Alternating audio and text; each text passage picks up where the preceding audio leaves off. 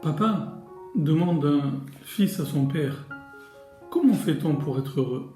Le père lui dit, eh bien, mon fils, viens, suis-moi, je vais te montrer.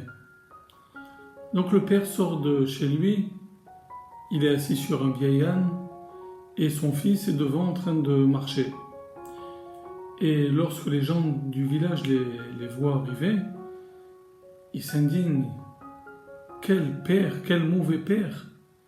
Il est sur son âne, il laisse marcher son fils seul devant l'âne. Il rentre à la maison et le lendemain, le père dit à son fils, sortons, allons au village. Et là, cette fois-ci, c'est le fils qui chevauche l'âne et le père est devant en train de marcher. Et lorsque les gens du village le voient, ils disent, quel fils indigne! Il laisse son père marcher devant tout seul et lui est assis sur l'âne. Le père rentre à la maison et le troisième jour, ils sortent et cette fois-ci, c'est le père et le fils qui sont assis les deux sur l'âne. Et là, à ce moment-là, les gens du village disent, regardez-moi un peu ce père et ce fils, ils n'ont pas de cœur. Regardez ce pauvre âne. Le père et le fils rentrent à la maison et le quatrième jour, ils sortent. L'âne marche tout seul, sans aucune charge, et le père et le fils marchent devant l'âne. Et là, à ce moment-là, les gens du village encore ont cette remarque. C'est le monde à l'envers. L'âne est tranquille, sans aucune charge, et eux, ils marchent devant. Eh bien, le père se tourne vers son fils et lui dit, tu vois, tu me demandais comment fait-on pour être heureux? Eh bien, sache mon fils que quoi que tu fasses, eh bien, les gens trouveront toujours à redire. Eh bien, fais ce que tu as envie de faire. Et là, tu seras heureux.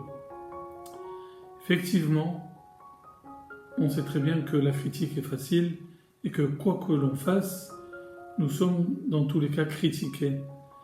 Il y a un auteur qui disait la chose suivante, tu peux être la meilleure pêche, la pêche la plus juteuse qui soit, il y aura toujours des gens pour détester les pêches. Eh bien, on sait également que le roi David a été vivement critiqué. On a brigué la royauté. Son fils Absalom voulait prendre la place de son père. Les gens le critiquaient pour l'épisode de Bathsheba. Et David, à juste titre, s'écrie « Hachem ma rabut sarai » Éternel, combien sont nombreux mes ennemis, Rabim kabim alai.